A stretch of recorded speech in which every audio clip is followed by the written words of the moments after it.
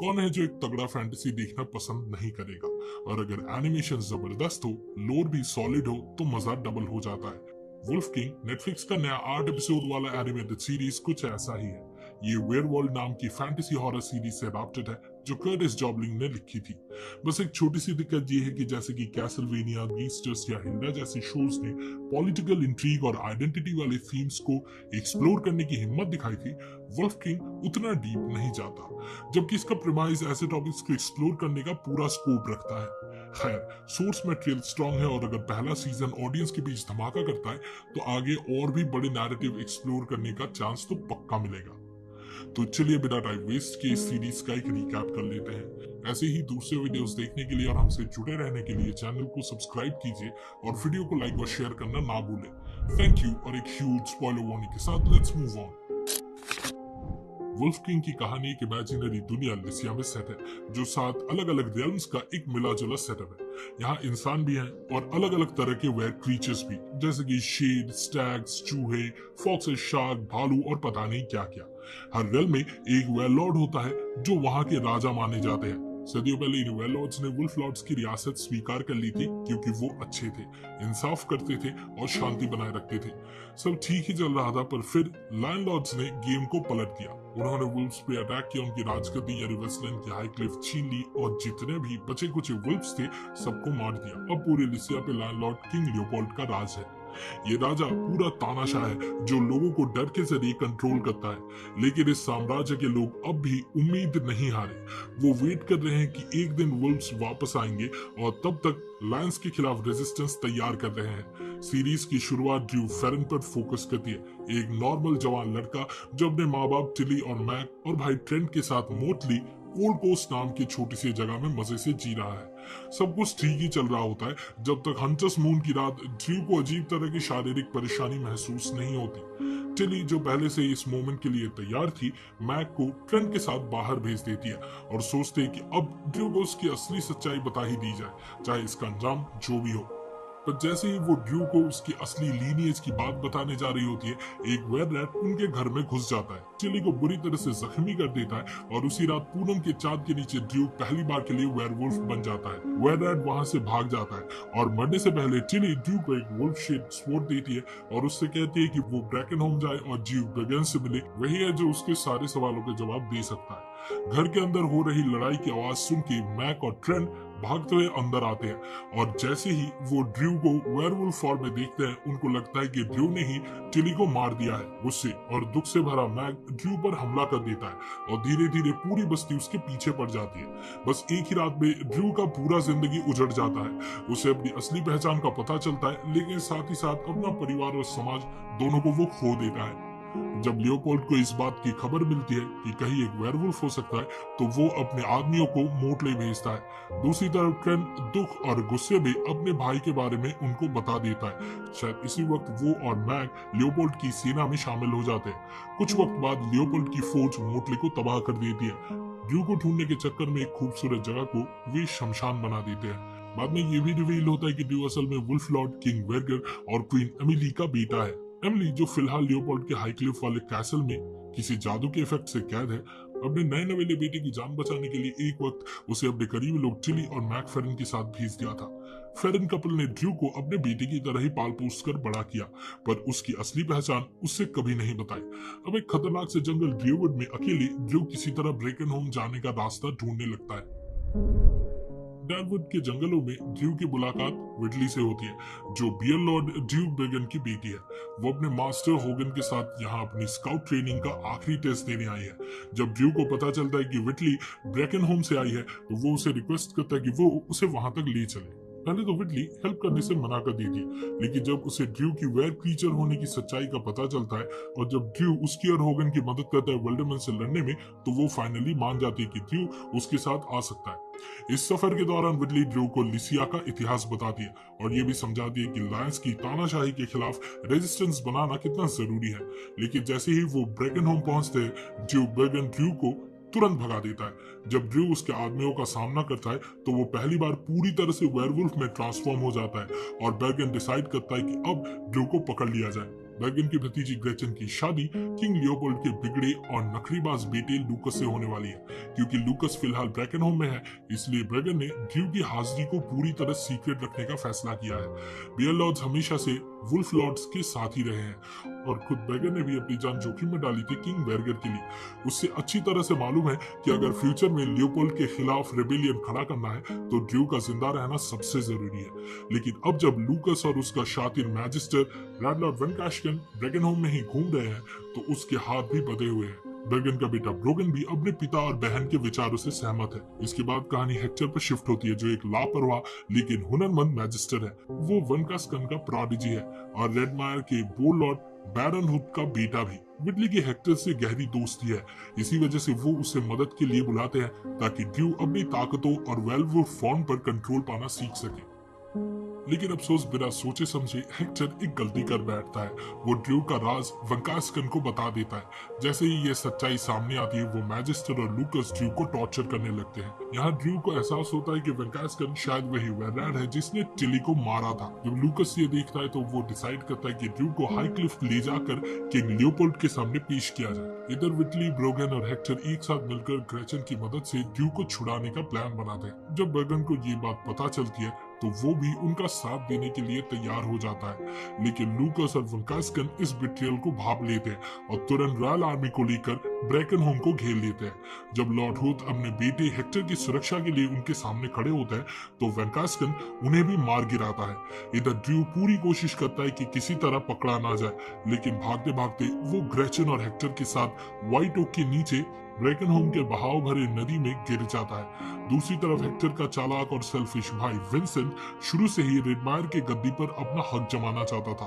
वो पहले से ही किंग लियोपोल्ड का चमचा बना हुआ था ताकि उसे पॉलिटिकल बेनिफिट्स मिल सके। अपने भाई को धमकाने से भी वो नहीं हिचकिचाता, सिर्फ इसलिए कि वो रेडमायर की कुर्सी पर अपनी पकड़ बना सके। अब जब उसके पिता हच मर चुका है तो वो ड्यूक बर्गन के सामने अपनी नीयत साफ कर देता है। वो विटली से शादी करके अपनी पॉलिटिकल पोजीशन और मजबूत करना चाहता है। बर्गन को इस बात से बेहद गुस्सा आता है और विटली को तो विंसेंट से सिर्फ नफरत ही है। लेकिन क्योंकि विंसेंट का लूकस और लियोपोल्ड से अच्छा रिश्ता है, बेयरलॉर्ड बर्गन खुलेआम उसका विरोध नहीं कर सकता। शुरू में एक अकड़वाली और बचकानी ग्रेचन ड्रू से गुस्सा रहती है क्योंकि उसकी वजह से वो इस पूरी मैस में फंस गई है। ब्रेकनहोम से भागते हुए जब ये तीनों वेम्बुड नाम की एक क्रीपी और हॉन्टेड जगह पर पहुंचते हैं तब भी लियोपोल्ड के सैनिक उनका पीछा कर रहे होते हैं। यही ग्रेचन को विल्डरमैन किडनैप कर लेते हैं और उसे अपनी देवी वाला के लिए सैक्रिफाइस करने का फैसला लेते हैं। इधर हेक्टर एक मरे हुए विल्डरमैन को रीएनिमेट करके ग्रेचन के बारे में पता लगाता है। वो बताता है कि वाला पहले एक वेयर सर्पेंट थी, लेकिन कई सालों पहले उसका इंसानी रूप बिल्कुल मिट गया और वो अपने जानवर वाली रूप में ही जीने लगी। धीरे धीरे वो एक विशाल और भयानक सांप बन गई जो इंसानों और वेयर क्रीचर्स को अपना शिकार बनाती है। ड्रू और हेक्टर की मदद से ग्रेचन को वाला से बचा तो लिया जाता है, लेकिन इस पूरी जद्दोजहद में ड्रू खुद वाला के जहर से घायल हो जाता है, जो उसके एनिमलिस्टिक साइड को और ज्यादा ट्रिगर करने लगता है। दूसरी तरफ लूकस का हुक्म मिलते ही बर्गन को मजबूरी में सर्च पार्टीज भेजनी पड़ती है ताकि ड्रू और उसके साथियों का पता लगाया जा सके। किसी तरह वर्मवुड से निकलकर ये तीनों मोटले पहुंचते जो कि ड्रू का होम टाउन था। ये वही जगह है जहां लौटने की उसने कभी सोची भी नहीं थी, क्योंकि उसके यहाँ के पास्ट एक्सपीरियंसेस बहुत ही दुख भरे थे। ड्रू की अपनी ताकतों और वेयरवुल्फ रूप को कंट्रोल करने की स्ट्रगल और बढ़ने लगती है जब वो अपने पुराने घर में वापस जाता है। वही उसे वो 3 सिंबल्स और रिलीजियंसेस मिलते हैं जो टिली उसके साथ शेयर करना चाहती थी। हेक्टर उन सिंबल्स का मतलब समझाने की कोशिश करता है और बताता है कि ये स्टैग लॉर्ड, बियर लॉर्ड और शार्क लॉर्ड का वादा था कि वो वुल्फ लीनिएज की सुरक्षा करेंगे। ये जानकर हेक्टर सजेस्ट करता है कि ड्रू को शार्क लॉर्ड काउंट वेगा के पास जाना चाहिए, जो कि कभी क्लस्टर आइल्स का राजा था, लेकिन अब लियोपोल्ड ने उसे बैनिश कर दिया है। इसी बीच ड्रू की पुरानी दोस्त एरिन लैंडलॉर्ड की आर्मी द्वारा मार दी जाती है। ये देखकर ड्रू का गुस्सा उसके कंट्रोल से बाहर हो जाता है। वो एक खतरनाक वेयरवुल्फ बन जाता है और लियोपोल्ड की आर्मी को तबाह कर देता है, पर इस गुस्से में वो अपने नए फ्रेंड्स ग्रेचन और हेक्टर पर भी हाथ उठाने लगता है। हेक्टर मुश्किल से उसे शांत कर पाता है। इसके बाद हेक्टर को वेगा का जहाज मेलस्टोर्म ऑल हैलोज बे के पास मिलता है। वेगा, जो पहले से ही ड्रू के बारे में सब कुछ जानता है, उसे अपनी शिप पर स्वागत करता है और कहता है कि वो ड्रू की मदद करेगा। इधर ग्रेचन अपनी पुरानी लाइफ में लौटने का फैसला करती है ताकि वो सेवन रियल्स की रानी बन सके। लेकिन सच ये है कि वेगा एक गद्दार है। उसका असली प्लान ये है कि वो ड्रू को ल्यूपोल्ड के हवाले करे और उसके बदले क्लस्टर आइल्स की गवर्नेंस मांगे। सिर्फ इतना ही नहीं, उसने हेक्टर और ग्रेचन को भी कैप्टिव बना रखा है ताकि वो और ज्यादा फेवर्स मांग सके। ड्रू अपने वेयरवुल्फ फॉर्म में वेगा के साथ एक डेंजरस फाइट में फंस जाता है। वेगा जो एक वैशाख है, ड्रू से टक्कर लेता है और उसे हरा देता है, पर ये बिट्रेल भी वेगा के किसी काम नहीं आता।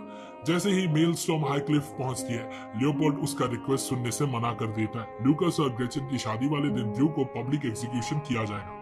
दूसरी तरफ विटली जो अपने पिता के साथ कैपिटल में पहुंचती है, स्टैगल और मिकेल की मदद से ड्रू को बचाने की कोशिश करती है, पर वंकास्कन उसे पकड़कर लेडीज क्वार्टर्स में डाल देता है। इतने में बैगन ड्रू से मिलने आता है। वो चाहता है कि वो लास्ट वुल्फ लॉर्ड को आजाद कर सके, पर ड्रू समझ गया है कि अगर कोई भी उसकी मदद करेगा तो वो भी खतरे में आ जाएगा, इसलिए वो ये रिस्क नहीं लेना चाहता। ग्रेचन भी ड्रू को आजाद करने के लिए पूरी कोशिश करती है और इसके लिए वो लूकस के कैद खाने की चाबी तक चुरा लेती है, पर ड्रू उसे खतरे में नहीं डालना चाहता। पर एक और शौक तब लगता है जब मैक और ट्रेंट, जो अब लियोपोल्ड की आर्मी का हिस्सा बन चुके हैं, ड्रू से मिलने आते हैं। ड्रू अपने अडॉप्टिव बाप मैक से अपनी इनोसेंस की भीख मांगता है। ट्रेंट तो पहले से ही उसके खिलाफ है, लेकिन मैक थोड़ा कन्फ्लिक्टेड दिखाई देता है, जैसे उसके मन में अभी भी डाउट है। दूसरी तरफ लेडीज क्वार्टर्स में कैद विटली को पता चलता है कि क्वीन एमिली किस हाल में है। वंकास्कन ने उसे एक इंचेंटेड स्टेट में डाल दिया है ताकि वो सच ना बता सके। विटली हेक्टर की मदद लेने का फैसला करती है ताकि इस इंचेंटमेंट को तोड़ा जा सके। उसका प्लान है कि अगर क्वीन एमिली, जो कि लीड किंग वेरगर की वाइफ थी, सच बता देगी कि ड्रू उसका बेटा है, तो पूरा लिसिया का किंगडम लियोपोल्ड के खिलाफ हो जाएगा। फिर वो पल आता है जिसमें ड्रू को एग्जीक्यूशन के लिए कोर्टयार्ड ले जाया जाता है। एग्जीक्यूशनर लियोपोल्ड को ये ऑनर ऑफर करता है कि वो खुद अपने हाथों से ड्रू को मार सके। जैसे ही लायन लॉर्ड ड्रू को मोल्टन चांदी की पिट में डालने वाला होता है, जो कि वेयरफॉक्स के लिए एक डेडली एलिमेंट होता है, तभी एग्जीक्यूशनर अपना असली चेहरा दिखाता है। वो और कोई नहीं, मैक है। ड्रू से आखिरी मुलाकात के बाद मैक का हार्ट बदल गया था। उसने ड्रू की बातों पर यकीन कर लिया था, तभी उसको बचाने का एक प्लान बनाया। सिर्फ इतना ही नहीं, वो एक बड़ी भीड़ के सामने वुल्फ के रिटर्न की घोषणा भी करता है। उसी वक्त हेक्टर की इंटरफेरेंस की वजह से क्वीन एमिली अपनी सेंसेस वापस पा लेती है। जैसे उसको याद आता है कि ड्रू उसका बेटा है, वो तुरंत सबके सामने सच रिवील करती है। ये सुनकर बैगन, विटली, हेक्टर, ग्रेचन और बैगन के दोस्त स्टैगल और मैनफ्रेड भी क्वीन के साथ मिलकर चिल्लाने लगती है, long live the wolf. Leopold अपने एनिमलिस्टिक फॉर्म में आ जाता है और ड्रू पर अटैक करने की कोशिश करता है, लेकिन उसको तुरंत मैनफ्रेड और बर्गन, जो दोनों ट्रांसफॉर्म्ड हो चुके हैं, टक्कर देने आ जाता है। दूसरी तरफ लूकस ग्रेचन को जबरदस्ती अपने साथ मिलाने की कोशिश करता है, लेकिन उसे तुरंत विटली, ग्रेचन और हेक्टर मिलकर बुरी तरह पीट देते हैं। जैसे ही वंकास्कन क्वीन एमिली पर अटैक करता है, ड्रू उसके पीछे भागता है। तभी उसको सच का पता चलता है, जो वेरेड बनकर लियोपोल्ड का काम करता था और जिसने टिली का खून किया था, वो वंकास्कन नहीं बल्कि उसका ट्विन ब्रदर वैन मॉर्टन था।